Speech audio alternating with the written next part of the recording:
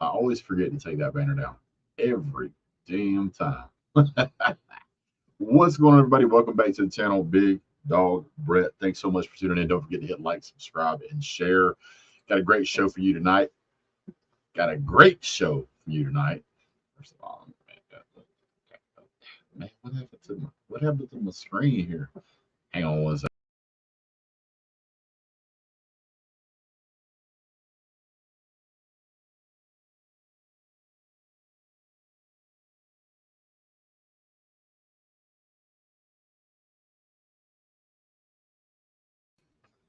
There we go. Much better. Sorry, my visual display art is not available today. So yeah. What's going on, everybody? Great show for you guys tonight. We've got some guests joining us. We're going to be having Keith join us here in just a minute. What's up, Brad Pitt, Dave Johnson, Isify, Mr. Keith Carr? Thank you so much for being here, guys. You know,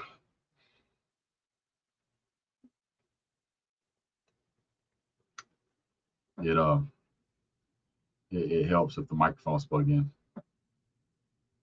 It really does.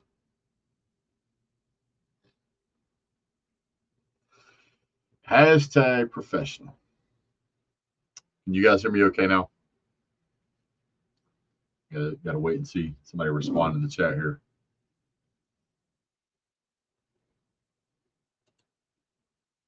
You there, Isify?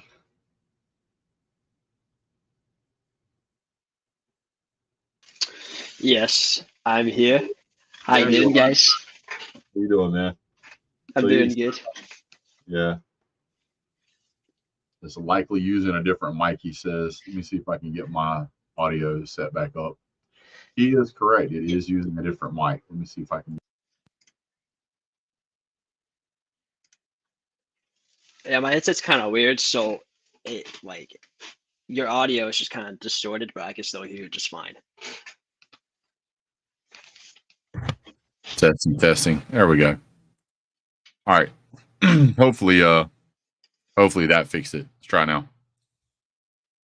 See, this is why I need to get back to doing my shows the way I'm supposed to do them. Are we good now? Can you guys hear me okay? Yep. Okay. So I went in and put the link down there. I was waiting for Keith to jump in. I'm sure he can jump in here in just a minute. But this is one of my favorite weeks of college football. The Georgia-Florida game, man, this thing goes back for forever. For those of you who don't know, the Georgia-Florida game will always be called, I don't care where they play it, the world's largest outdoor cocktail party. There's no doubt in my mind that is what it is. So if you're a Georgia fan and you believe that's what it is and you're watching this after the fact, do me a favor, jump down and hit the like, comment, and the thumbs up button, especially any of those helps. But if you can do at least 2 out of the 3, we'd much appreciate it. So, well, what's on your mind tonight, Isify? What do you think about this upcoming game, sir? Oh, you're going to destroy Florida. What do you? So tell me your thoughts. Why do you think that? Florida has not been playing that good, for one, and second, we're just better.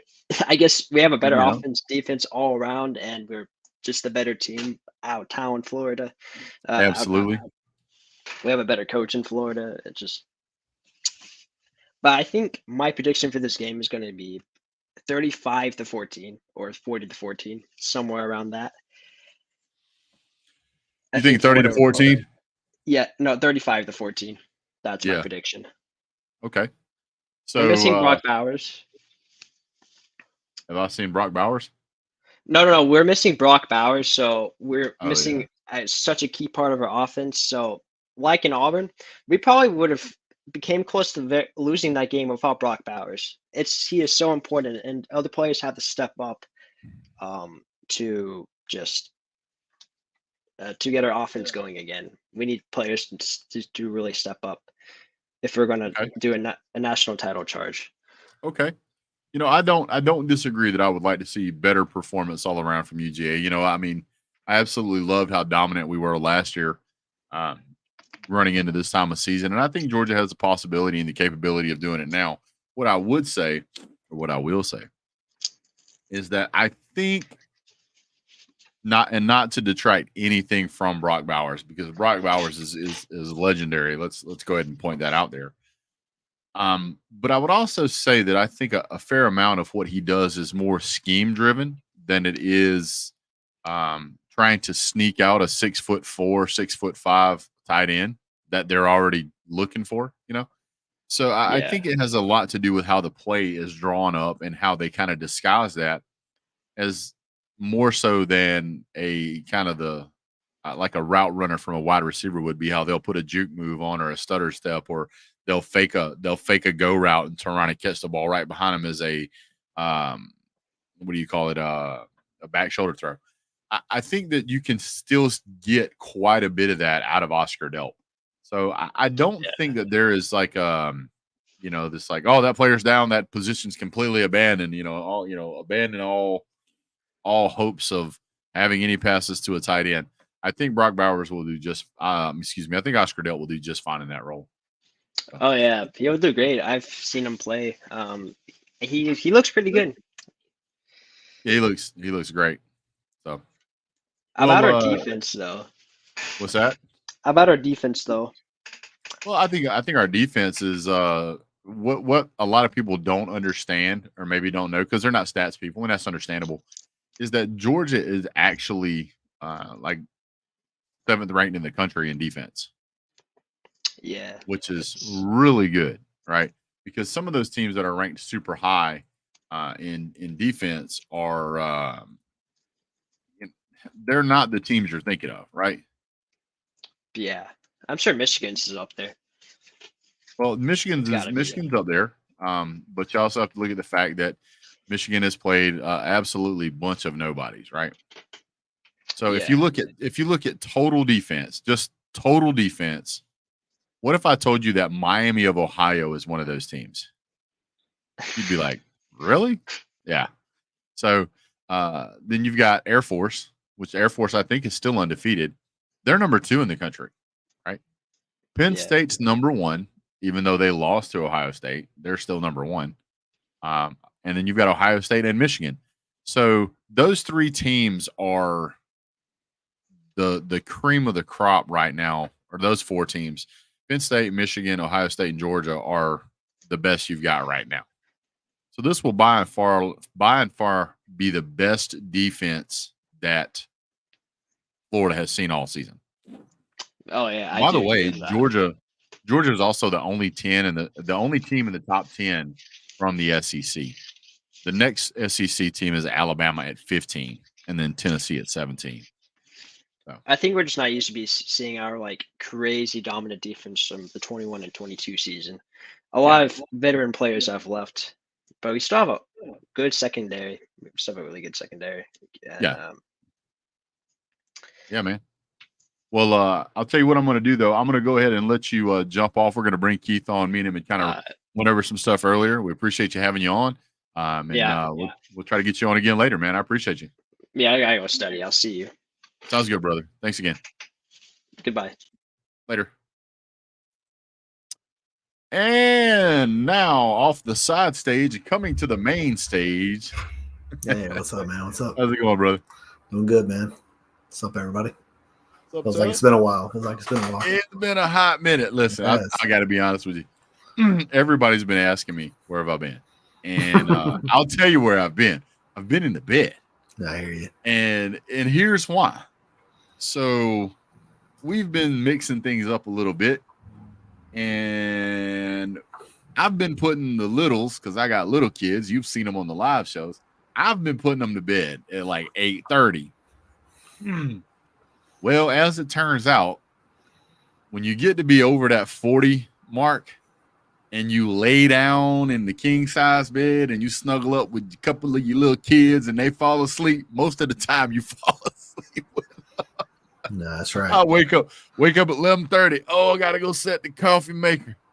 So that's what's up. So that's where I've been. Long days at work, trying to get in videos where I can. And man, you just want to talk about falling asleep.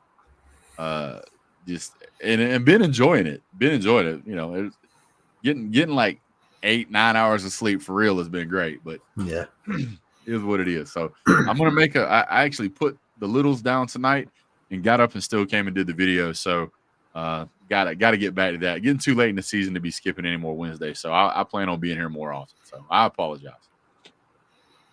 So let's go ahead and jump out here real quick. And I wanted to get your thoughts on the upcoming game. What do you think is going to happen? Who, what, when, why, and where? Just kind of an overall theme here. What you got? Well, I think kind of going back to what you were just talking about with Isify and the defensive performance from Georgia, just kind of piggybacking on what you were talking about, them being a top 10 defense. But, I mean, they're statistically first in the SEC. That Georgia is the best defense in the SEC. Right. They rank number 1 in points per game at 14 points a game, first in total yards per game, giving up less than 270 yards a game. They're only giving up 4.4 yards a play. That's also first. And they're only allowing like third down conversions at like 24%. So, I mean, that's first in the SEC as well. So, I mean, I know a lot of people like to, I guess the narrative has been kind of to rag on the defense a little bit, giving up points to Vanderbilt. It's definitely not as stout as 21 and 22, but I think we've been kind of jaded by those two defenses, and people have kind of just started to expect, like, when those defenses don't show up, oh no, Georgia's defense is kind of struggling. I mean, they're still doing plenty good enough to win games. Now, the question is what offense is going to show up? And are we going to turn over the ball? I mean, Georgia's got 6 turnovers in our last 4 games. Yeah. So we got to cut that down. We can't give, Florida extra possessions, because that's, that can decide the game. You give a couple of extra possessions or big special teams play. That's the stuff you got to avoid. That's Florida's recipe for an upset. Is those extra possessions, especially now with the clock the way it is, possessions are at a premium already. So Georgia's got to protect the ball and go out there and play their game. I don't think they have to, put out the best game in the world. I think they just have to go out there and play and not give up the ball and just, let Carson distribute the ball. I don't think that Brock Bowers is not going to make or break us against Florida or any of the people on the rest of the schedule. I don't think that was the case at the beginning of the year. I don't think it's the case now. I don't think there's any single player on our team, including Carson Beck, that will significantly affect our ability to win the rest of the games in our regular season. At least that's my opinion. I just think we've recruited too well. I just don't think it's time to hit the panic button. You know what I mean? Right. And I'm also going to point out something here that people may or may not know. Everybody knows Georgia's offense can be explosive and can be lethal. Georgia's offense can absolutely rip it up if they get in a groove. We've seen it happen against Kentucky. I mean, that was just a beating. And any team that has done fairly well against Georgia has had pretty good red zone defense. And I'm here to tell you that Auburn, by the way, is they're kind of in the upper section of the SEC in red zone defense. A lot of people don't know that. But Florida's not even ranked in the top 50 on red zone defense. So if Georgia gets down in the red zone, which seems to be where you have struggled, Georgia shouldn't have any problem getting in the touchdowns here. It's not really a good environment for Florida. Now, Georgia, everybody's kind of looking at Georgia's offense and saying the offense is spitting and sputtering and the defense doesn't seem to be as good as it was last year. I want to point out that Georgia's offense is number 3 in the country overall. It's number 2 in the SEC, surprisingly, behind LSU. The only other team that has a better offense is Oregon. So between Georgia's total offense being the number 3 in the country and Georgia's total defense being number 6 in the country, this is by far and large the best, absolute best team that Florida is going to see all season. They really don't have a prayer in this game, to be honest with you. Now, people have also been talking about how good Michigan is, and Michigan has looked dominant. But I want to throw this out there for those out there. Michigan's total offense is actually worse than Florida's. Florida's is 47th. Excuse me, Florida's is 46th. Michigan's is 47th. Clemson's is 44th. And then you got a bunch of teams like Georgia Tech is actually above both of those guys. Toledo, Kansas, App State, Georgia Southern, South Alabama. All those teams have better offenses, total offenses, than Michigan or Florida. So I don't really think that Florida is going to be able to match up with what Georgia's going to put out there. So yeah. Apparently somebody wanted to know if you could talk. Or Yeah, he must have just showed up. Yeah, he just went on like a 5 minutes there. Well, I'm happy to let him talk, man. No, I think the thing about Florida is that a lot of people are thinking that they figured out something in the South Carolina game, right? That's the question: is are we going to get the South Carolina Florida team, or are we going to get the Kentucky Florida team? And conversely, is the Auburn Georgia going to show up, or is the Kentucky Georgia going to show up? So it's kind of that's kind of the reality of the situation. I think Georgia, like I said, I think Georgia has to play a B- game or below, and Florida's going to have to play an A+ game in order for an upset to happen. I don't see it with talent on the field. I know Graham Mertz is doing, he's performing phenomenally, particularly in the latter half of what we've seen so far. He seems to have definitely picked up a step, and they definitely got some playmakers. So I mean, it's going to be a challenge, and Georgia, Georgia's not been very good at covering the spread this year, where they're like 1-5 or something like that. So yeah. I know a lot of people are predicting Georgia to win the game and not cover. I'm just kind of I hesitate to even make a call on that, because I'm not real sure at how Georgia is going to line up now with Brock Bowers out. Are we gonna still go with a lot of 12 personnel and just ask Dilt to kind of fill the shoes and go in there? I mean, obviously he's not going to fill Brock Bowers' shoes, but to go in there and do the same things, you know what I mean? So, or are we going to run a lot of 11 personnel and have an extra wide receiver out there? I mean, that could be interesting too. What would happen if we just went with a heavier wide receiver set? Let me throw some stuff out here, right? So let's be fair. If we're going to be fair, let's be fair, right? So let's talk about Brock Bowers and the perception of what Brock Bowers has provided for Georgia. Now, he's absolutely been clutch in some moments. Let's be clear. And I'm a huge fan of Brock Bowers. I love the guy. He's one of the absolute most talented football players you have ever seen play at Georgia or even in college football. But let's compare his production to the rest of the team. So anytime that you are handing a ball to one player, you're taking that ball away from somebody else.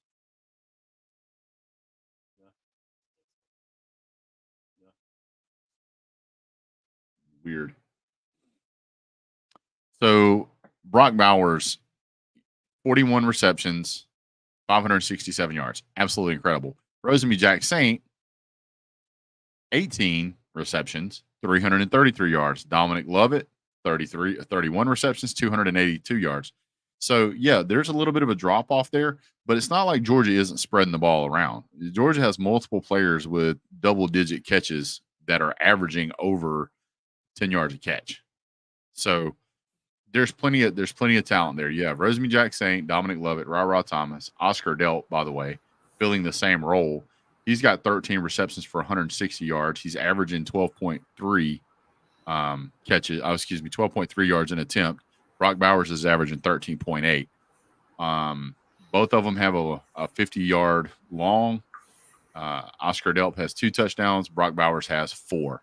So if you look at the output percentage for what you're seeing from Oscar Delp, he's capable of performing at the same level of Brock Bowers if the numbers were to continue to scale up as they are now. No reason they wouldn't be.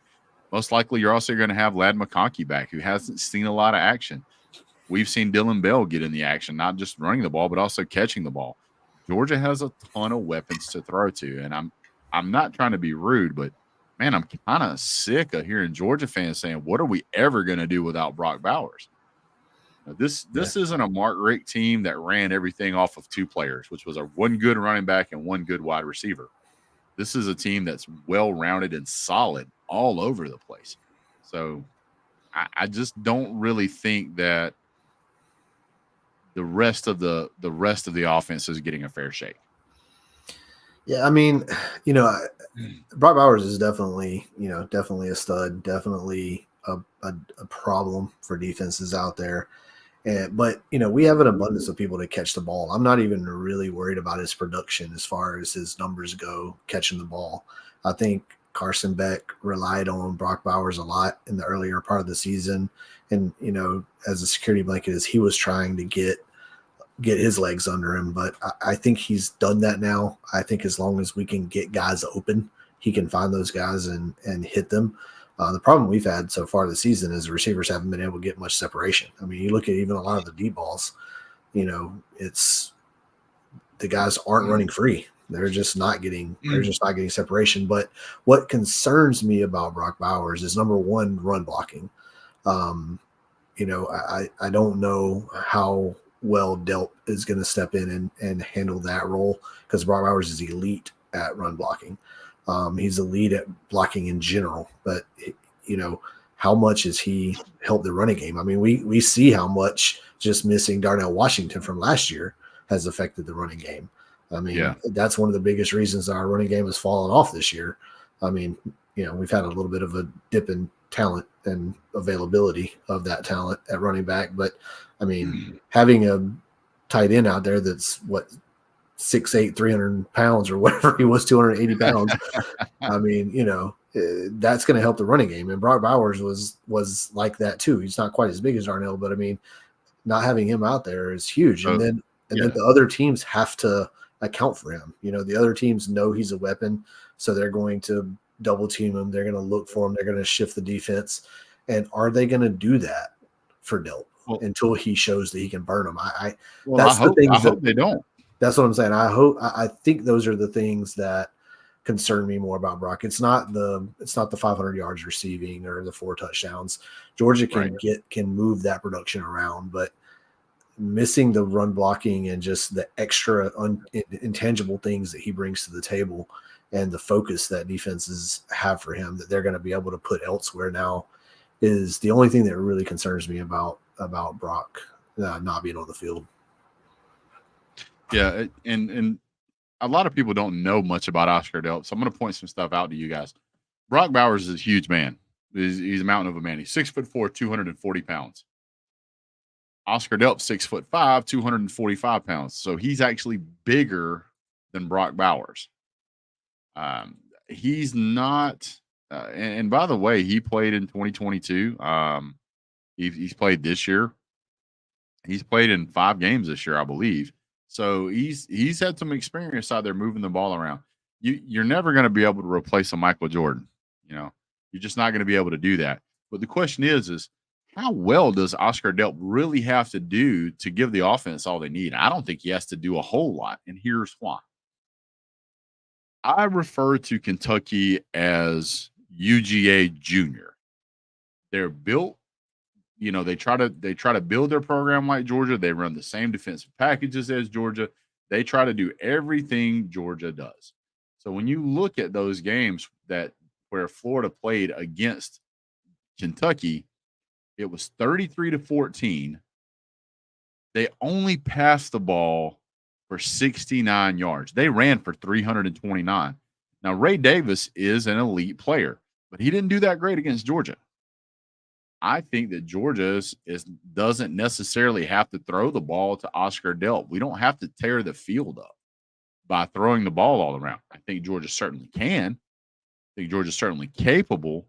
But I think that if Georgia just decides that all they want to do is hand the ball off to Dejon Edwards and Dylan Bell, which, by the way, Roderick Robinson's back. He's averaging 6 yards a carry. You got Cash Jones. He's averaging almost 8 yards a carry. Dylan Bell's averaging 5.3. Kendall Milton, if he's on the field, he's averaging 5.5. And Dejon Edwards is averaging right at 6. All of those players are more than capable of running the ball down Florida's throat. Their defensive line seems to be unable to get it together. Just between, you look at Dejon Edwards, Dylan Bell, and Cash Jones, those 3 players account for 10 touchdowns rushing the ball. I don't think Georgia has to throw the ball a whole lot to win here. I really don't. Yeah, I certainly agree. I think the recipe for Georgia to win the game easily is just run the ball. I mean, and I think you're going to see a lot of that. I think you're going to see a lot of running the ball. I think Florida is going to be stymied by quite a bit. Now, by the way, Graham Mertz in this game, he threw for 2, and this is talking about the Kentucky game. He threw for 244 yards. He threw for 25 out of 30, which, by the way, wow. Yeah, I think if I'm not mistaken, I think he's leading the SEC in completion percentage. And he very well could be. He's looked really good. Yeah. But they only averaged 2.4 yards a rush against Kentucky. They're not going to do much better than that against Georgia, I would imagine.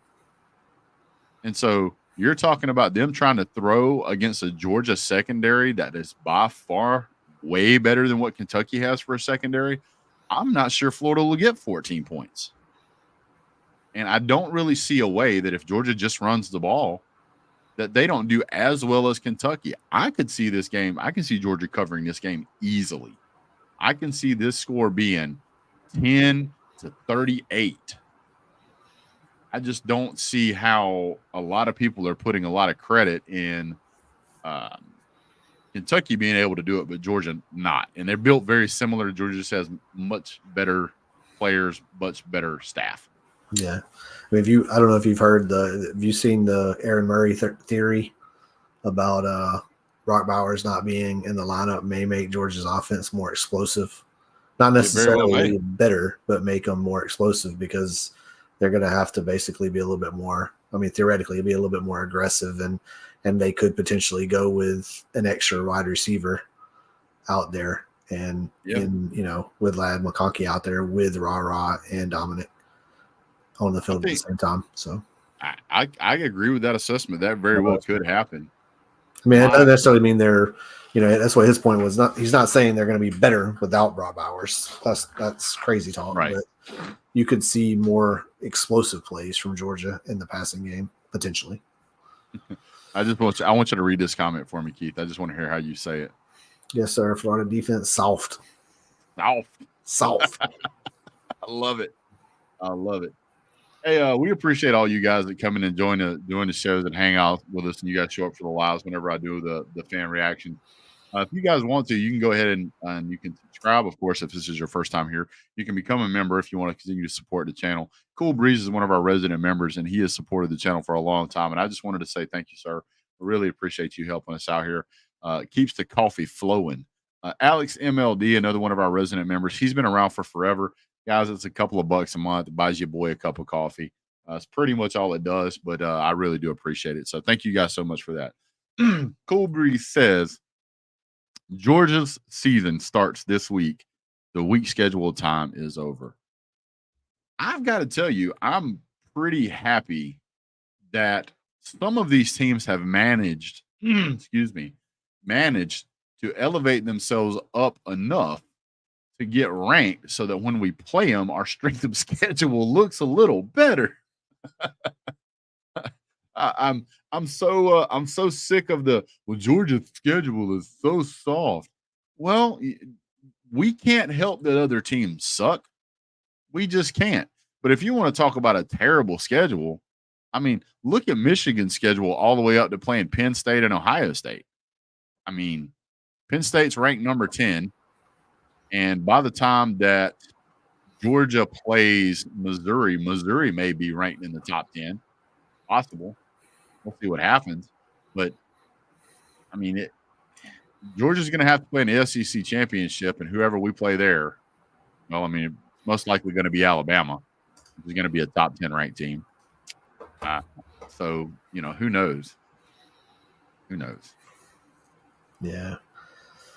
I don't know. I think Georgia's schedule definitely turned up to be a little backloaded, a little heavy at the back end. I don't think a lot of people predicted that, but I mean, outside of Kansas State, I mean, Missouri's season starts next week too. I think they're on a bye this week, but their season starts next week too. I mean, you look at their schedule. I mean, it's kind of the same way. I mean, they have a pretty good gauntlet. They got us and then Tennessee and then Florida themselves. I mean, they've had the easy part of the SEC East so far as well. So, but I mean, you could say that they should have beat LSU. I mean, they lost by 10, but I watched that game. I thought they were going to win. So, yeah, it was definitely fun to watch. That's for sure.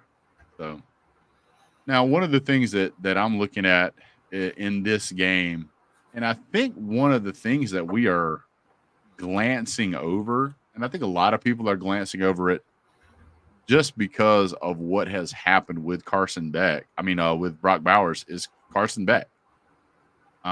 This is the best quarterback Georgia has had as a starter, like his first starting season, since, well, who would you say? I mean, I think so far he's actually on pace to be better than Aaron Murray in a few categories. I mean, unless you've got something else that I'm missing.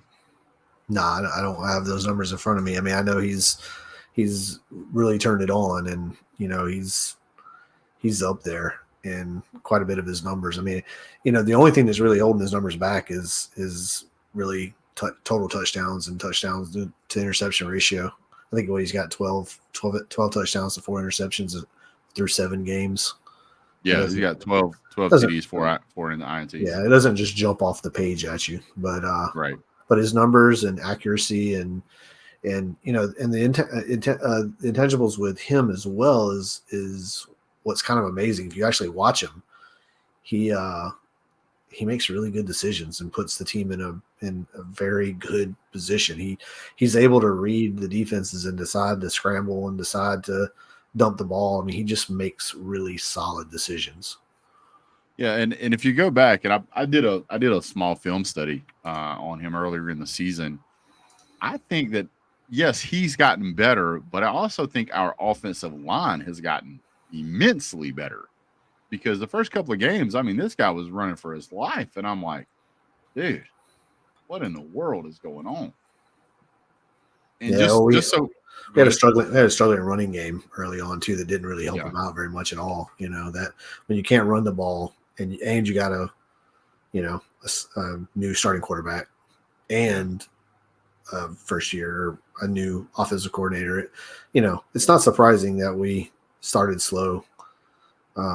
And still continue to do that a little bit, but we got to put that stuff behind us and move forward, and it looks like we're starting to kind of do that. Yeah. Well, anytime you can have a quarterback that can throw for 74% completion percentage and 300 yards a game, I mean you should always be in the thick of it, right? If you're looking at what he's doing right now, he'll be around.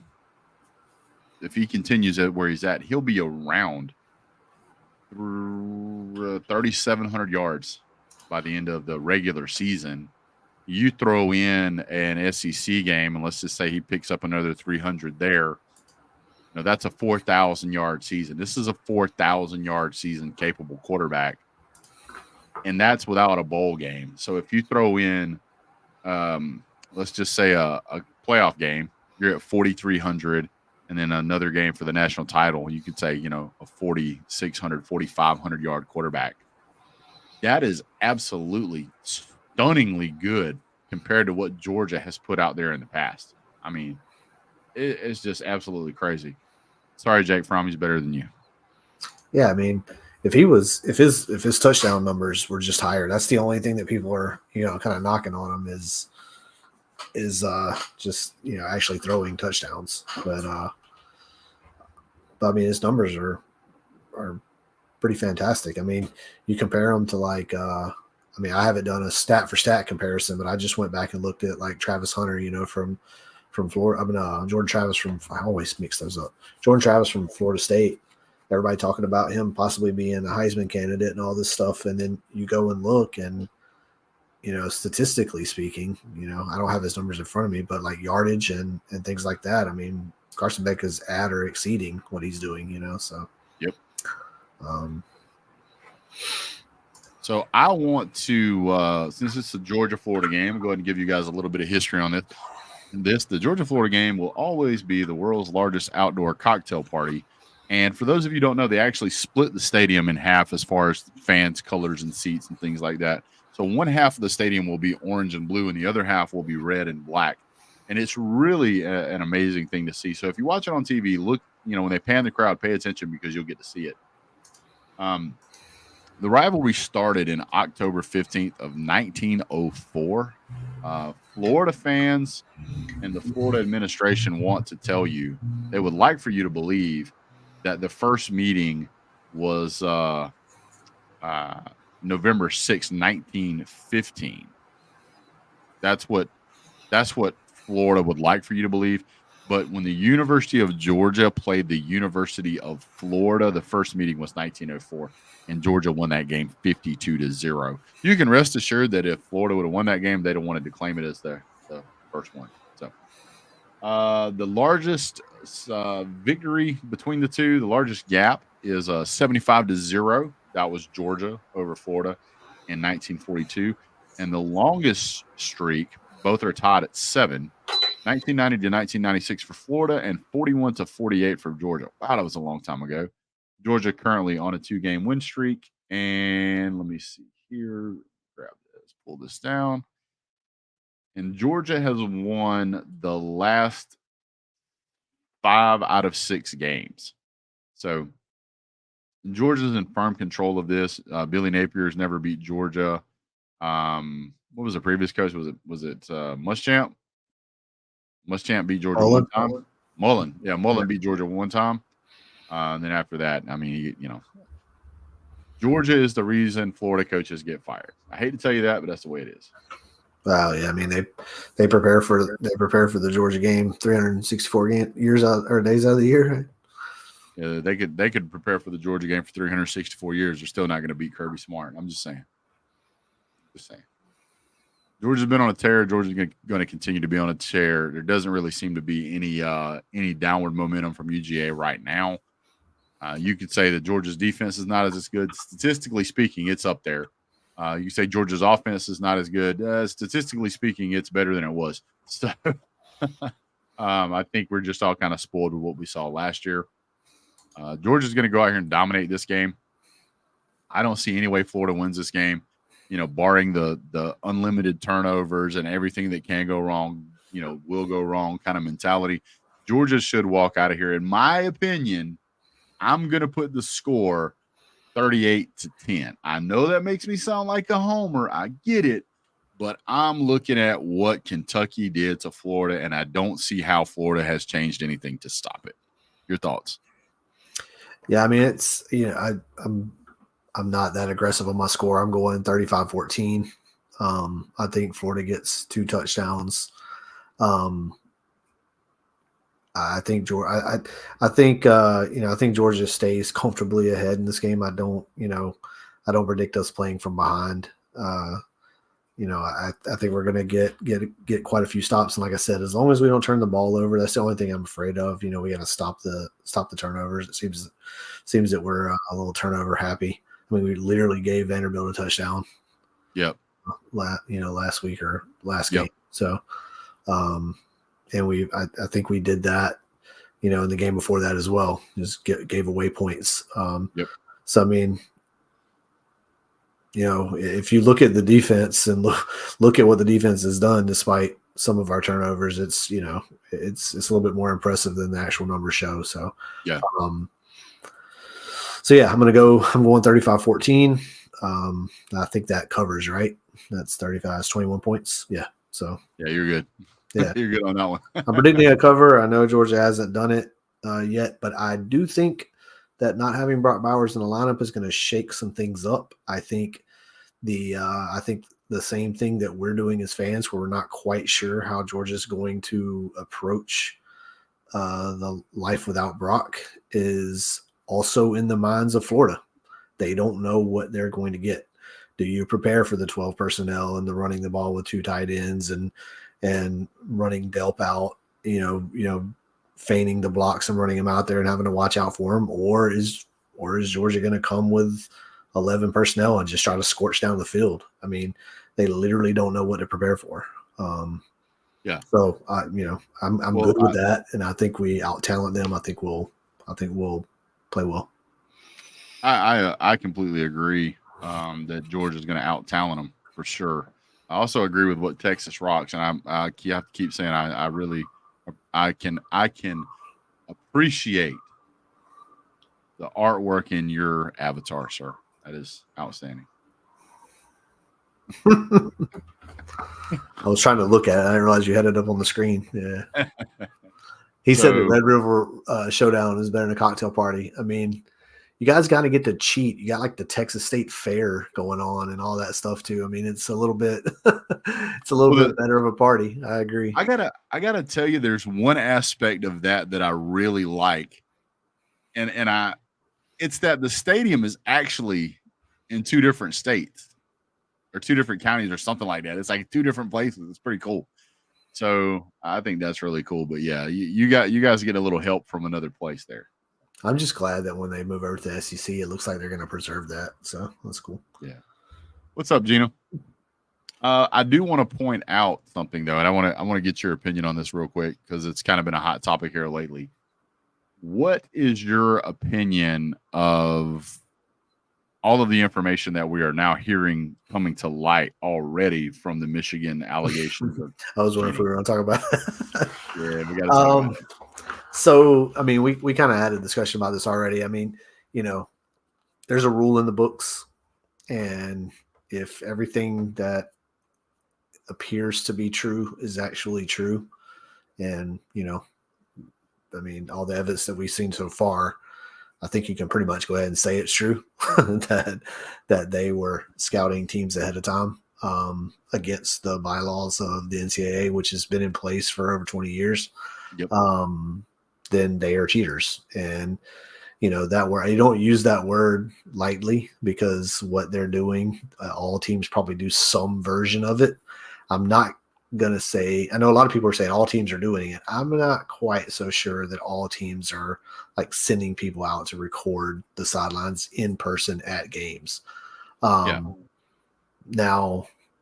everybody, I think, cuts corners. I think everybody pushes the envelope, but I think Michigan got a little comfortable in doing this kind of stuff.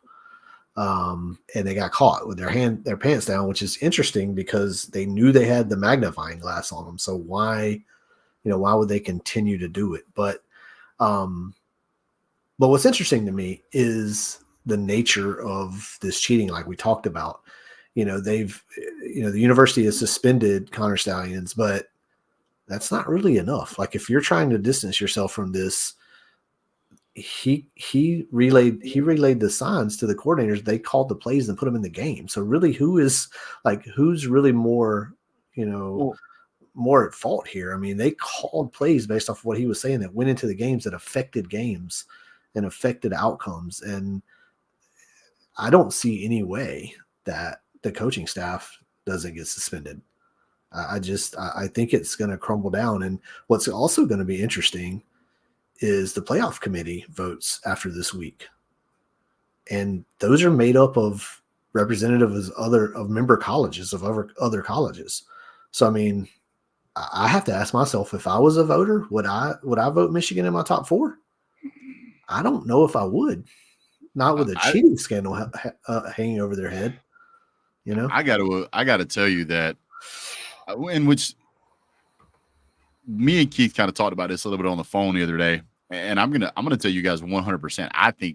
I think from what I saw in that video, when you see that the entire team is not looking at their team, they're not looking at Ohio State. You can see that they go from looking here to looking there. They're looking directly at the sidelines to look at what is being called, and then the moment that they see it come in, almost all of them know what the play is because they start doing this. They're like, they know, and they didn't discover that in the middle of the game, in my opinion. No, you don't discover that in the middle of the game and show up with laminated cards to show the signs. Well, not only that, it wasn't. You can't say that it was just the coaches, just that one coach that knew, because how do you have a gaggle of players behind you that know it as well, unless it was taught in film study? Yeah. When you see them hold up this sign and you see one guy in the pink hat do this, that means it's going to be an RPO and it's going to go to the strong side. And you would think that you would look at that when it's so clear to me. You got a guy who makes $55,000 a year, but he's buying tickets to go to all these games. Listen, I'm not saying $55,000 is not a lot of money, but I'm telling you right now, I've had years where I've made $55,000 and I can't afford to go to games like that. I can't afford to buy the plane fare. I can't afford to buy the tickets to go out there just to hold my phone up and look at the other side. That doesn't make sense. Yeah, I was gonna say I make well over that, and I can't afford to buy 2 tickets to a game, and for my own team, much less scout other teams. But the interesting thing about this whole scandal to me is that the nature of the cheating is scouting future opponents. So how do you make this season fair? What happens when Michigan beats Ohio State by 3 points? Or what happens when Ohio State complains about Michigan having their signs, or say that we had to spend an entire week changing our signs and not being able to practice because we're having to completely change everything while Michigan needs to continue practicing. Yep. And not only that, and just to be fair, if you are anybody that's playing Michigan, I can assure you, I would be yelling from the top of the stadium, they're stealing our signs. Even if they're not, why would you not? Because it's pretty clear that they are cheating somehow, whether or not they're cheating against you. I don't see, there is absolutely nothing illegal in the rule book about standing up and saying they're stealing our signs. And they've already had multiple teams that have stood up and pointed a finger at them and said, we know that those guys stole our signs. We can show it. We've got video, blah, blah, blah, blah, blah.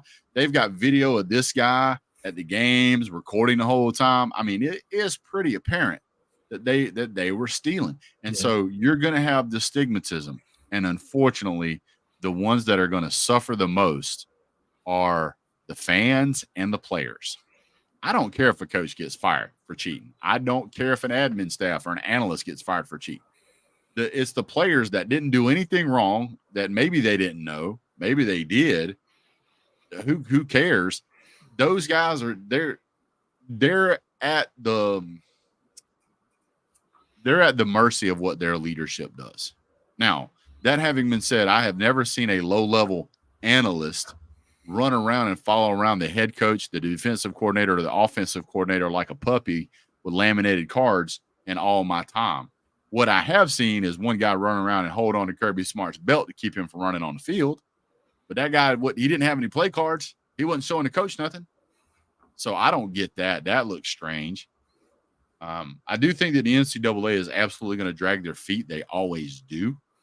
I think that when they announced it to the Big Ten committee, and Lou brought this up, he made a video about it, and I think it's got a lot of merit, is that it's interesting because not only could the NCAA do something, but the Big Ten could do something as a whole. They could say, you're not eligible. They could make them, I believe they could make them forfeit games at this point, or they could take back the wins, or however you want to call it. If they discover that the cheating is legitimate, and man, it appears to be. I've never seen so much stuff come to light so fast, so quick. Mm-hmm. We've known about this less than a week.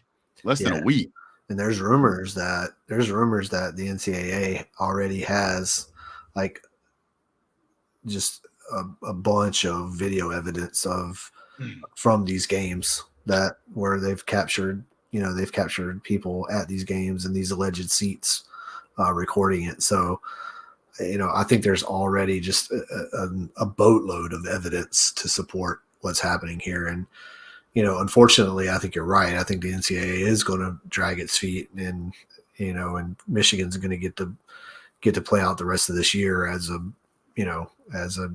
title contender and could potentially win a national championship on the back of this type of scandal. And then a future Michigan team is going to bear the brunt of it that probably doesn't even have this coaching staff and none of these players. May not even have the same athletic director or, anything. Yeah. So it's unfortunate. And I wish that because of the nature of cheating, they would move faster and punish this year's team, because, it's going to be unfortunate for the sport if this ends up to be proven true, which it looks like it is. And then they go on to win the national championship. It's going to basically just waste this entire season. Yep. And because, by the way, just so you know, they could win the national title, and then 2 or even 3 years down the road, the NCAA could come in and hit them with a hammer and say, you have to vacate those wins. And then that would mean that whoever they played in that game, even though they lost the game, would then become a national title winner. Have you seen or heard the statistics of their win-loss record before and after this alleged cheating scandal started? No, but I've heard it was substantial, but I don't actually know the numbers. I have them in front of me because I wrote them down whenever I heard it. I forgot I had this. So they're alleging that this cheating scandal started 3 years ago, right? So in the 6 years before those 3 years, so the preceding 6 years, the entire Michigan program was 47-22. In the 3 years since, they are 33-3. Wow. In the conference, in those 6 years, they went 34-16 in the conference. In the last 3 years, they're 22-1. Wow. In their conference. Seems like something changed, huh? Yeah. I mean, they are definitely a better team than they probably were in those prior 6 years. I'll give it that. But that you're talking about a drastic difference. That's an incredible difference. And for it to coincide when this alleged cheating scandal was, kind of started with the emergence of Connor Stallions on their squad, or as an analyst, then this could have some pretty long legs. They might, if they end up having wins, it could go back a while. Well, Cool Breeze brings up an excellent point. Because remember, Harbaugh was on the way out and they cut his salary. I remember that. And so it begs the question of, did this make him desperate? And all of a sudden he's like, I got to figure this out. I got to win.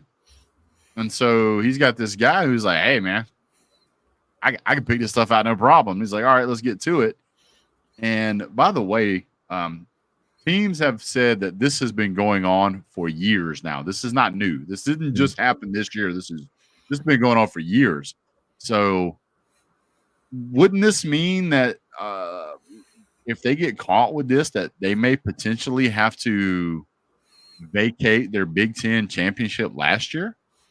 Yeah, potentially. I don't know how big of a sword they're going to bring down on them, I think they ought to bring down the soul-crushing violence of a band hammer on this. I feel like this should be such a tremendous impact that nobody ever thinks of trying to do something like this again, because this directly impacts the sport. It impacts fans. It impacts culture. It impacts tradition. It impacts everything. Like, I mean, this is in my opinion, this is worse than having players that are all juiced up, because at least a juiced up player is just muscle. You can out scheme him. You can out coach him. But when the other team knows what play you're going to play, man, if any of you have ever played like football on a video game, if you call one play and the other team knows or calls the exact counterpart to your play, you're going to get owned. And I can tell you from coaching football, if the team knows that you're going to run the ball every time on third down when it's 3rd and 4 and you're going to run it right up the gut, all they're going to do is load the box, and you're never going to move the ball. That's essentially what, in my opinion, they're being accused of. So have you seen the yeah? Have you seen the Kirby Smart quote? I don't have it right in front of me. I'm just pulling this from memory about being asked about this. Yeah, like I don't remember that about that game. yeah. Basically, there's nothing about that game that would lead me to think that they've been cheating.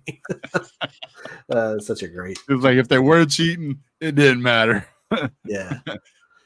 You're just another notch on the belt, my friend. Yeah. And Cool Breeze says, "You really think Alabama?" Like everybody doing this, if you told me that every college football team was doing this, sending people to games and recording it and pre-scouting it and has a laminated card with the sign, it wouldn't surprise me if it was proven that all the teams did it. However, I am not going to accuse any team of blatantly breaking a rule until they've been proven to do so.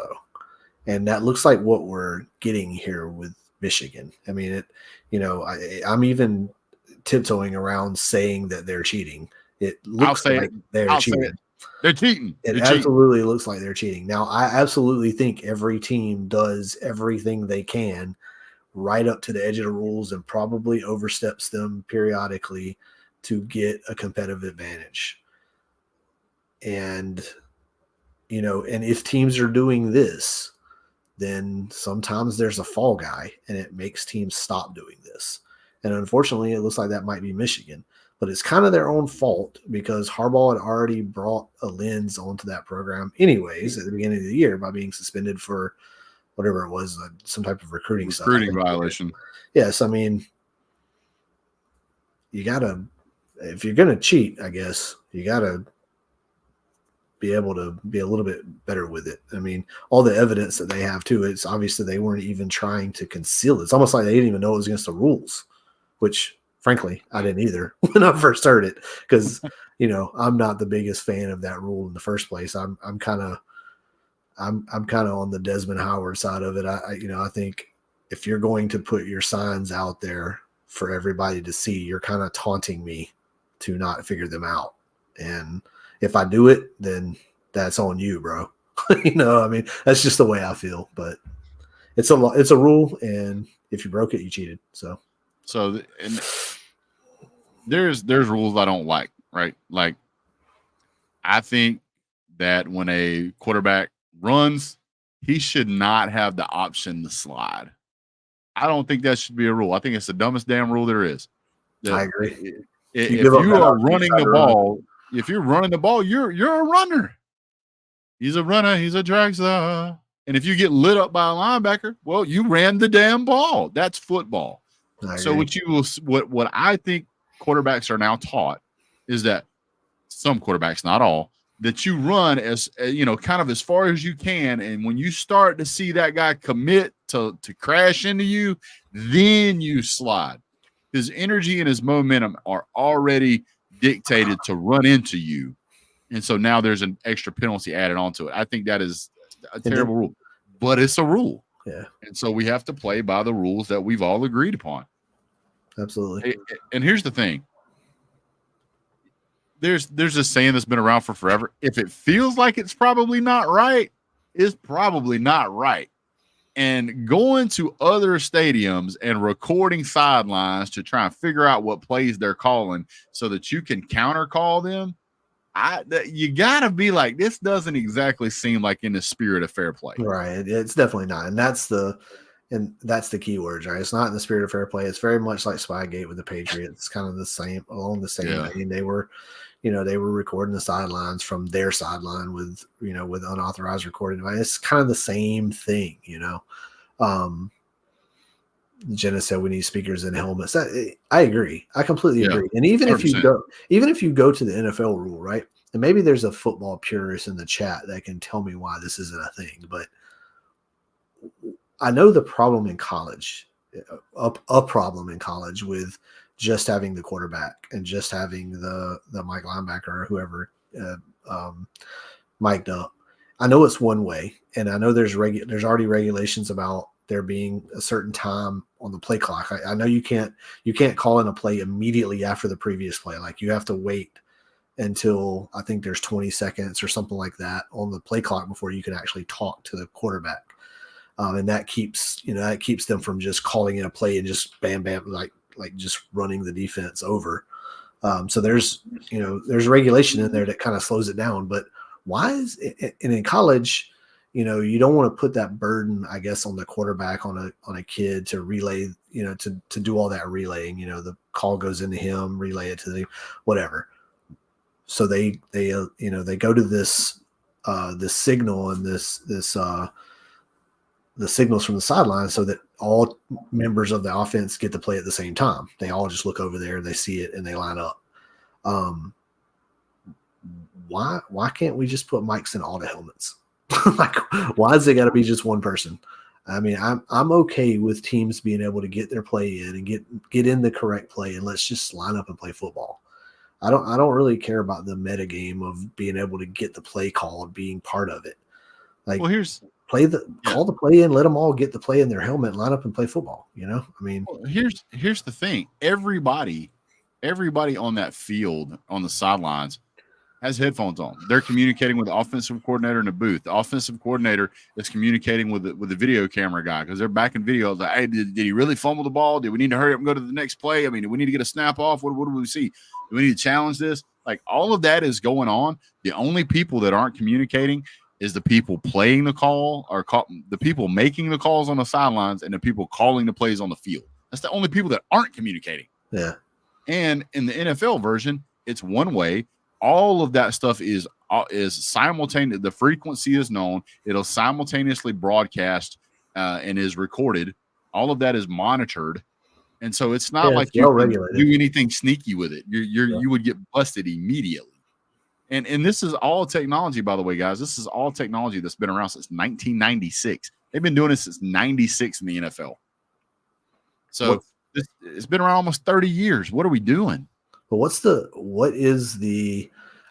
justification even in the NFL to it only being the quarterback and it only be like, why can't we just put a mic in, or put a receiver? I say a mic, not a mic, a speaker in all helmets and just relay the play in to everybody. Who cares? You know what I mean? Like, I just don't get it. I mean, with how fast they want the game to be played now and get the game over. I mean, I don't know. You even see, I mean, you look at what the Falcons did. They had two delay of games at critical points in the game because they couldn't get the play call in, and they have mics in their helmet. It's just, it's ridiculous, and nobody wants to see that. Nobody. I mean, it's great when it benefits your team when it's third and goal from the 1, and then the team gets a damn delay of game. It's like, yeah, I mean, it's great if my team's on defense, cool. You guys got screwed. But at the same time, nobody wants to see that. Let's line up and play football. Nobody wants to see a delay a game because you couldn't get the play call in.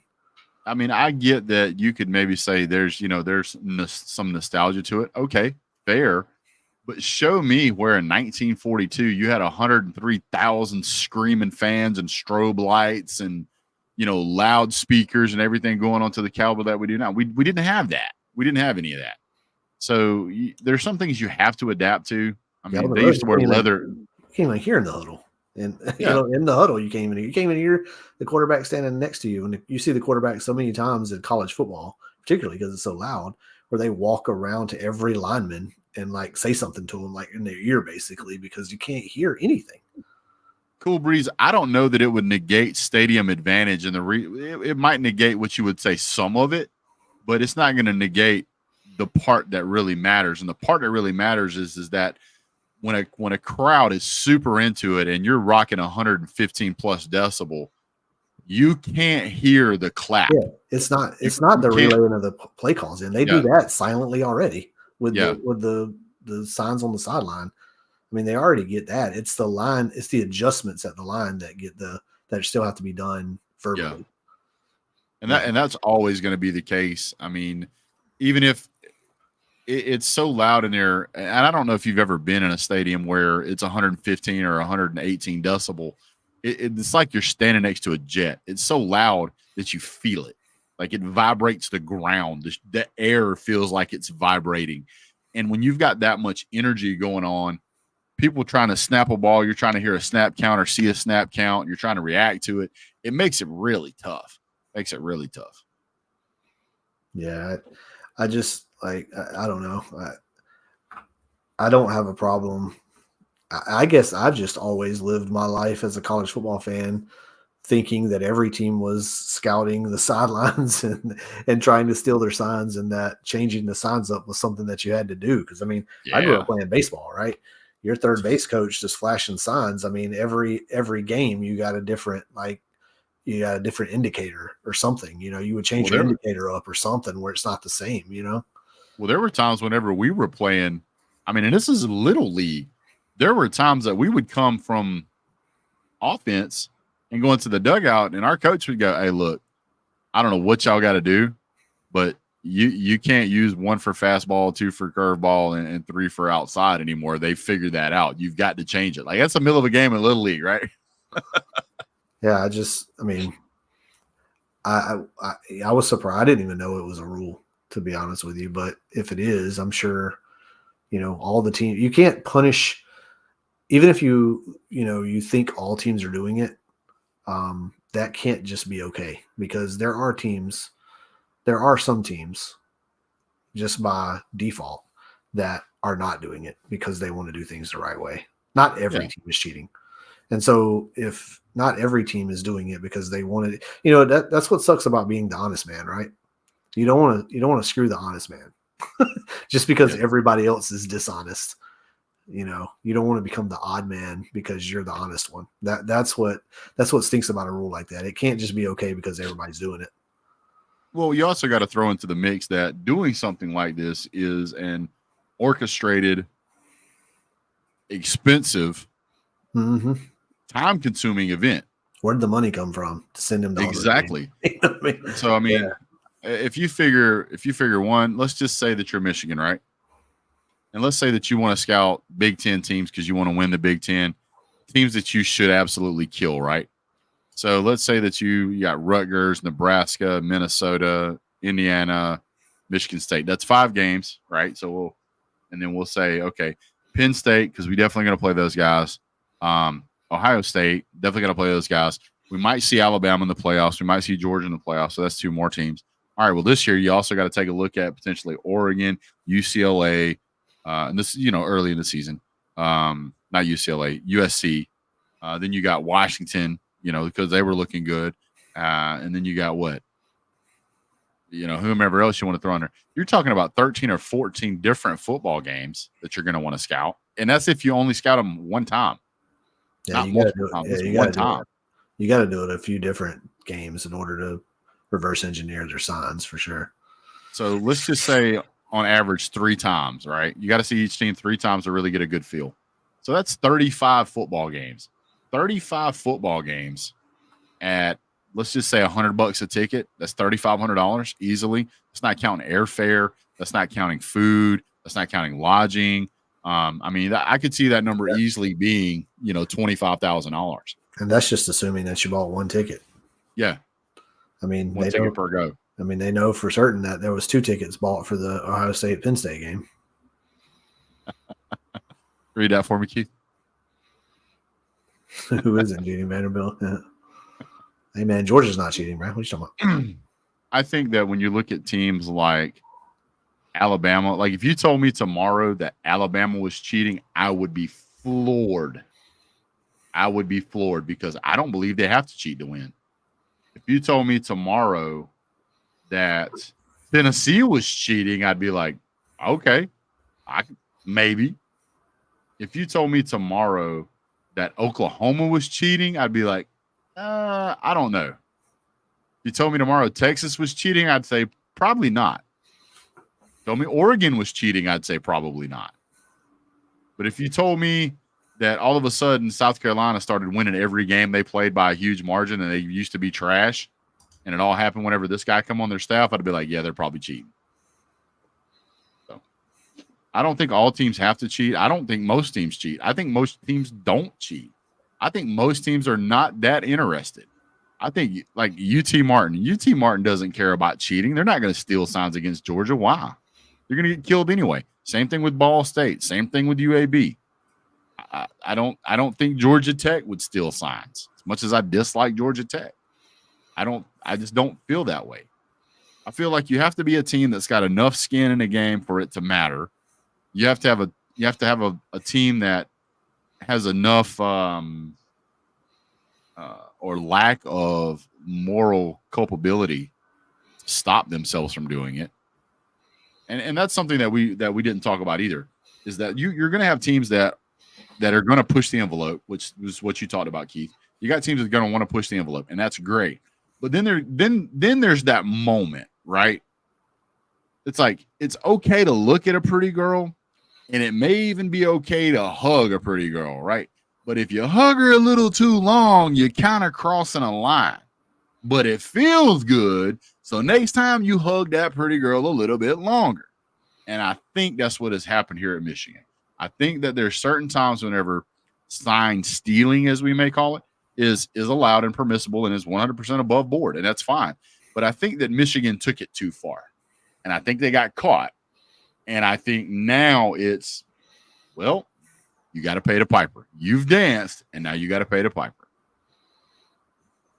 Yeah, I mean, I guess the good thing is if people think that everybody's cheating, then maybe, a team getting caught, it certainly is going to make the internet sleuths start looking for the random analyst on the side talking to the offensive defensive coordinators for every team now. So let's see how many teams they find with their version of Connor Stallion. Yeah. Well, what's going to happen? I'm going to tell you what's going to happen in today's society. You need to believe that everything outside of your front door is 100% recorded. You need to believe that, because more likely than not, I think there was a study, it was like from a couple of years ago, that on the average person's commute to work and back home, you are seen by no less than 125 cameras. Like, that's a lot. And we like to think with it, nobody sees me, they seen you. You go into these stadiums like UGA, Ohio State, Michigan. They can see every seat. Man, they can see everything in us. And if you don't believe me, go to Georgia, go to Sanford Stadium, and go across the bridge. And just so you know, they have the gates open on the bridge side under the Jumbotron, and you can walk on this little pad there. You can take pictures with the field behind you. But that area has also got a very small little gate. You could step over it if you wanted to. But the moment you do, you are immediately going to be contacted by UGA security, and you will be escorted from the premises. And I have seen cases where they come over the loudspeaker. They come over the PA system and tell you to get yourself off of that property. Every one of these stadiums is monitored 24/7. They have cameras everywhere. And if you think you're going to walk in there and you're going to stand on the sideline and you're going to hold a camera up, face the other side of the field for 3 hours, 4 hours, and not be noticed, it ain't going to be that hard to find you, dude. Now, what I think they should have done, and I'm not trying to tell anybody how to cheat, but I think if you're going to cheat, at least do it good, right? Be smart about it. Go get your money out of the bank. Use cash, right? You're probably not going to be able to fly a whole lot, so you're going to have to drive. So that's okay. So drive wherever you need to drive, walk up to the stadium, buy your ticket from a scalper, like reasonable people. So there's no trail, right? Take a hat with you that's got your little camera in it, and it's got your battery in it, and it's got a hard drive in it or whatever. So you can record this without anybody going, that guy's recorded the sideline for 4 hours straight. Who was that guy? Oh, well, according to the seat number, this ticket was purchased by, what's this say? S. Connors. Who's S. Connors? I don't know. He paid on his Michigan American Express card, though. Yeah. Well, guys, it's been a great show. I really appreciate you being on, Keith. I do think Georgia's going to stomp a mud hole in Florida. That's going to be fun to watch. Hey, I get to watch it with Gator fans. Yeah, it's getting to the part where I can't stand Gator fans. It's getting to the part of the season where the fall air is here. It's nice and crisp. It's cool outside. You got Halloween right around the corner. It's just my favorite time of year. I enjoy fall. I enjoy football. It's great food, great fun, great friends. It's just a lot of fun. So I really appreciate all you guys being here. Thank you guys so much for sticking around. We'll see you guys real soon. Let me give a quick shout out to the chat section here real quick. Cool Breeze, Alex MLD, resident members, thank you guys for being here. Texas Rocks, Jay Shipes, Thomas T. Bone, DSA, thank you so much for being here, sir. Slim Shady Canes, he's my favorite Miami fan. He's also the only Miami fan I know. We get into it sometimes over on Pigskin Pete's channel. Go sub those guys up, surprise those guys. 225 girl, appreciate you being here. Jenna Smith, thank you so much. And there was someone's earlier in the show. See if I can scroll up here real quick. DSA, saw you. Isify jumped on earlier. I know he's studying right now, but I'm sure he'll watch this later. Texas, I said Texas Rocks. RS, D4L, Pastor Dave, Jake Fromm, and a whole litany of others. We missed you guys. Sorry so much. We'll see you guys again real soon. Looking forward to this weekend's games. You guys have a great day. God bless. Go Dogs.